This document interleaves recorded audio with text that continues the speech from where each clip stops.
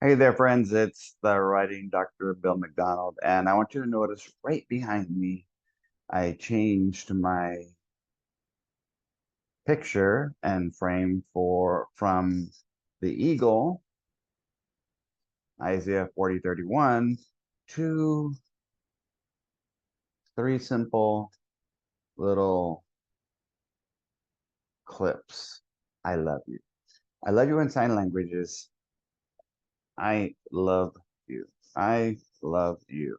It also, when I'm teaching students who struggle with writing, it means introduction, body, conclusion. Your first bullet says clearly state your central idea about the topic.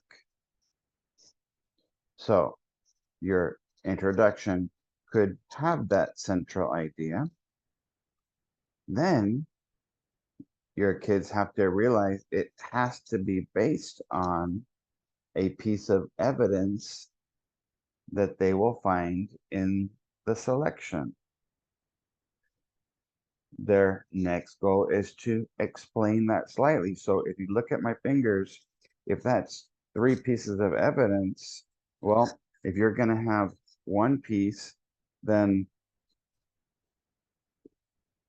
evidence is what's on the lines, explaining is writing or typing between the lines.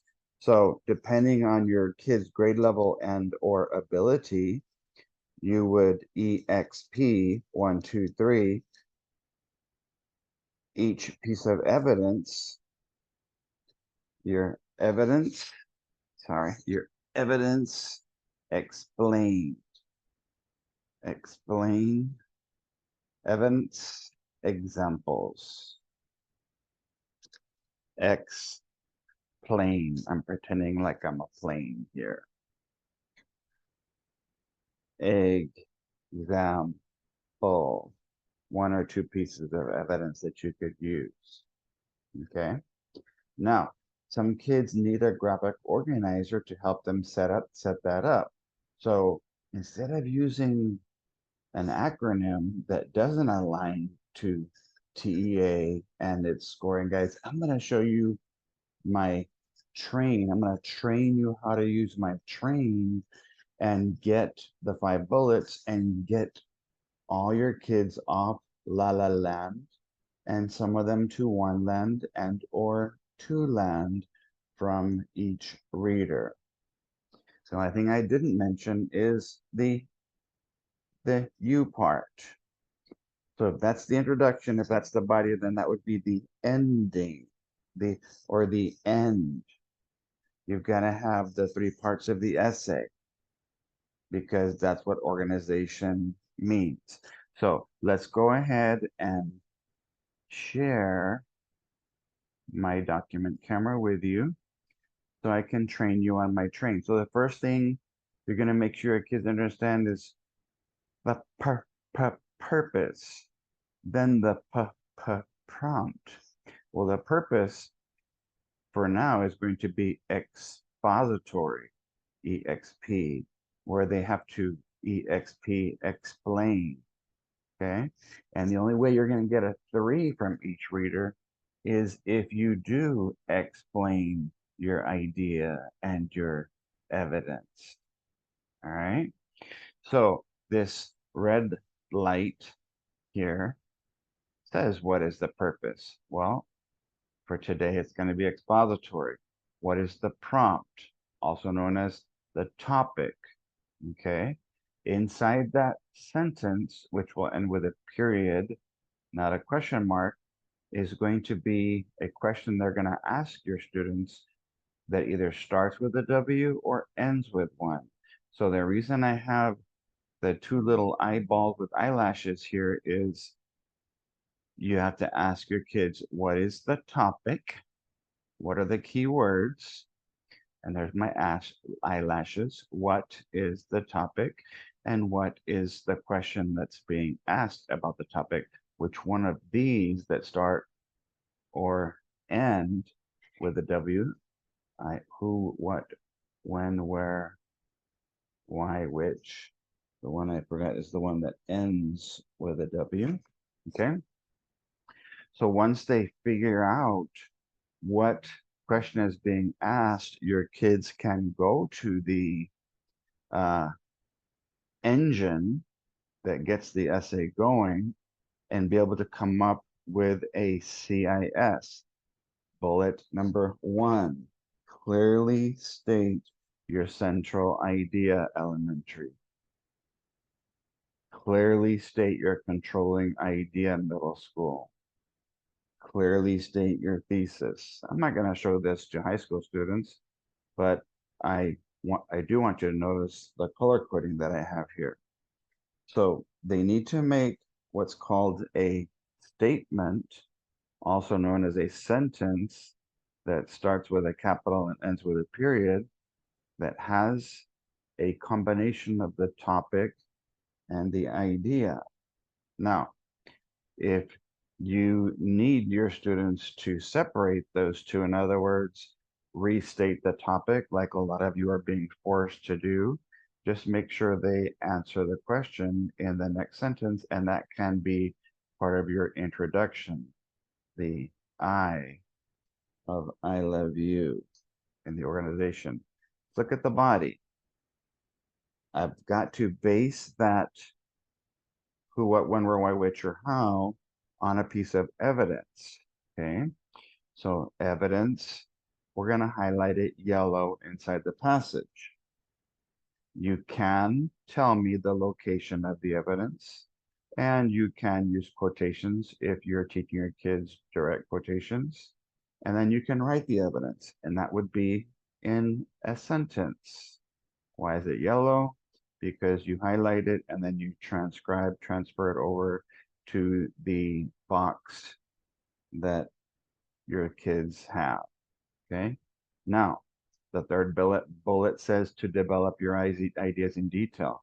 Well, I cannot explain in third grade with 3 or 4 or 5 sentences when I'm barely learning the process. Your kids may or may not have been taught how to write an expository essay in second or first or kinder. Okay. So if they can at least, like I said, write between the lines, even one sentence explaining that piece of evidence and how it ties to that idea about the topic, means that you already have 2 things that came from your student's head: the answer to the question and a sentence that is them doing their best to explain it. Okay. Because there's no magic number, you might have some kids that can say, you know what, I'm going to explain that evidence and how it ties to my idea and the topic in 2 sentences. Well, guess what? 2 sentences need 2 punctuation marks, 2 stop signs. Okay. Why are they green? Because I'm going to make sure that my kids can see a visual about how much time they spend explaining each idea. Now, let's think about the word transmission. A transmission allows you to get from one place to another. A transition allows you to get from one idea to another. So you can say simple things at the beginning of the year, like to begin with, or my first idea, my second idea, my first piece of evidence to support, whatever you want. I don't care. Okay.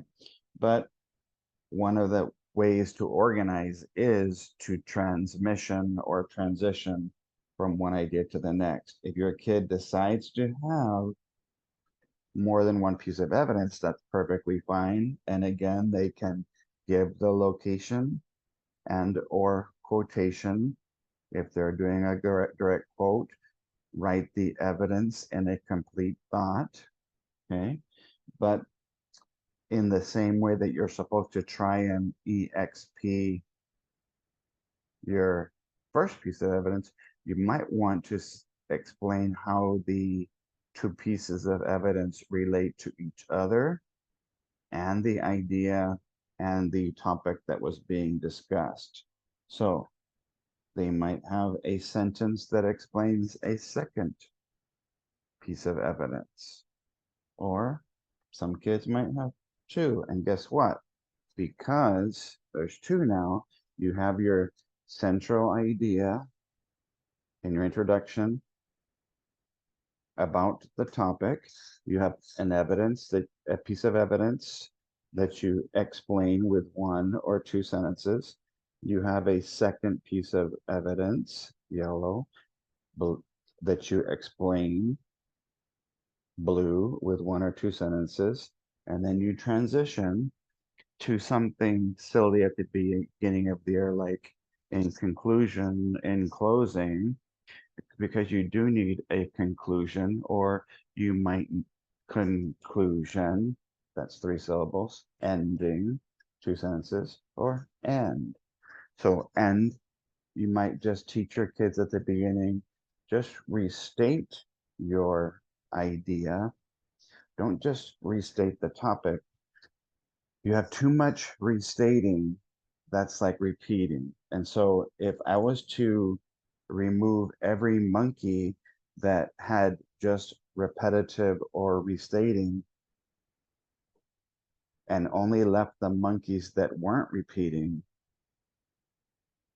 there might be only one or two monkeys there. So we have to be careful with that. So if you're going to use IBC, introduction, body, conclusion, the C can be, do you have your conclusion? Do you have your closing? Did you close? One, two, three syllables. And then did you take the time to work on your conventions, the grammar, because the last bullet does say, make sure that you check your paper for capitalization, usage, punctuation, spelling, and grammar. Okay.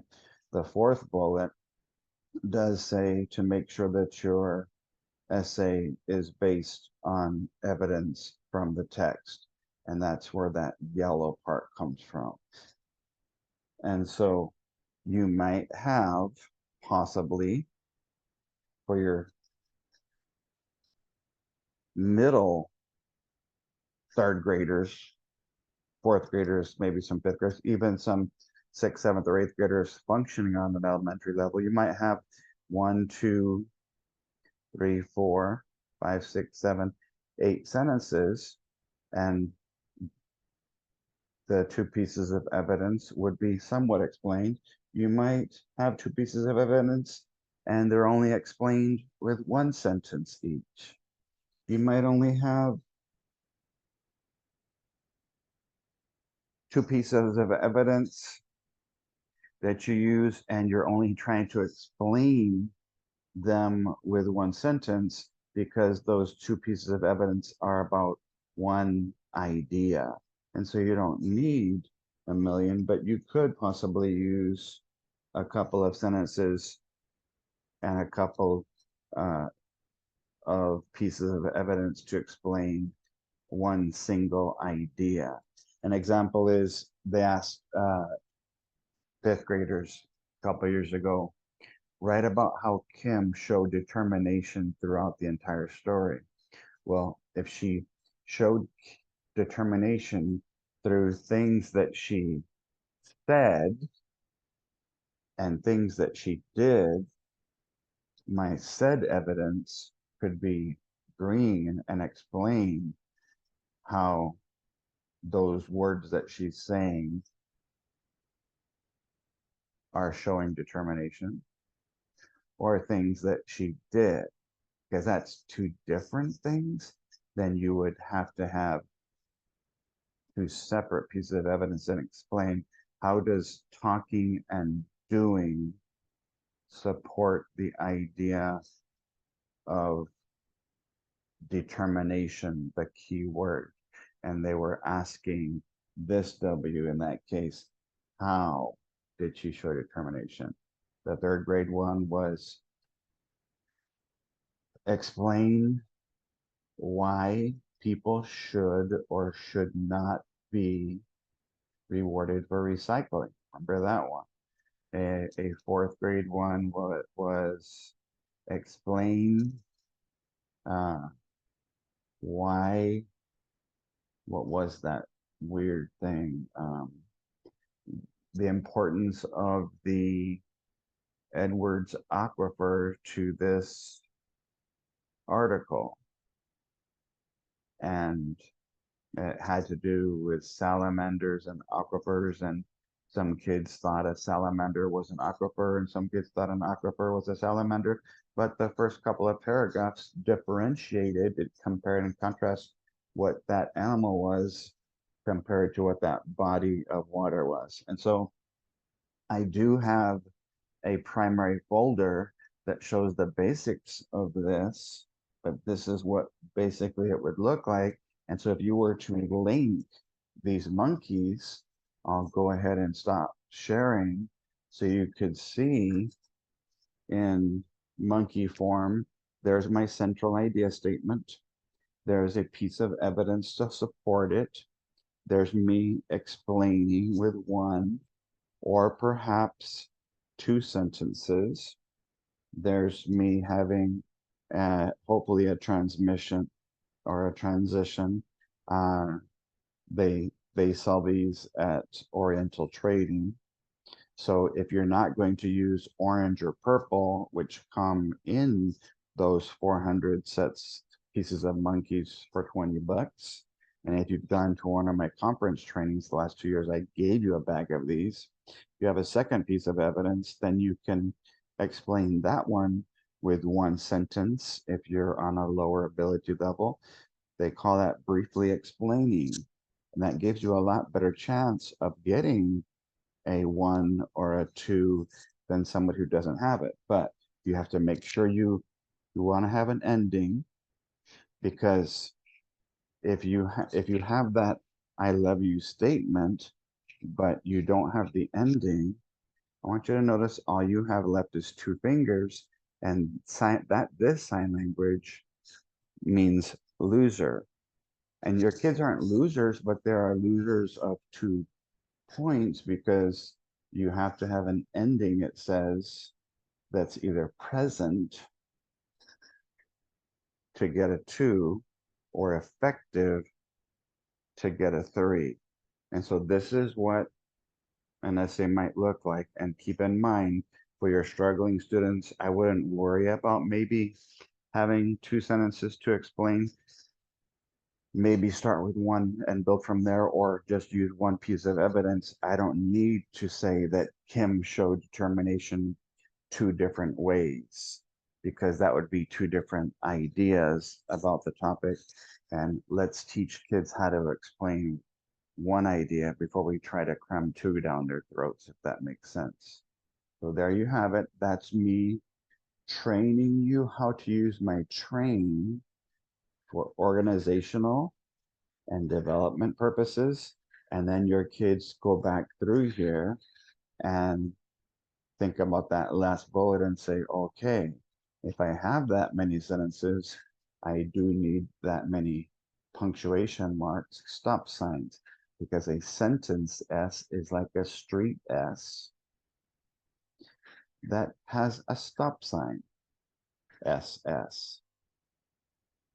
And so your kids just can't go and have one big long run on, because if you have only one period in all of those sentences, you really only have one S, one sentence, and that will hurt the convention score. And you might get 1 or 2 points on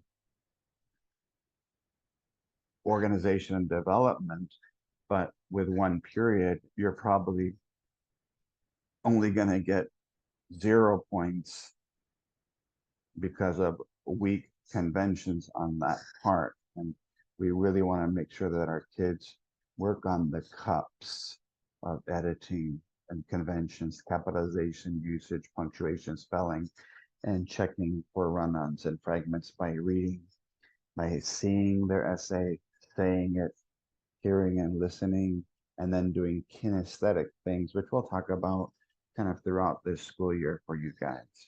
God bless you guys. Have a wonderful day. And yes, I do love you.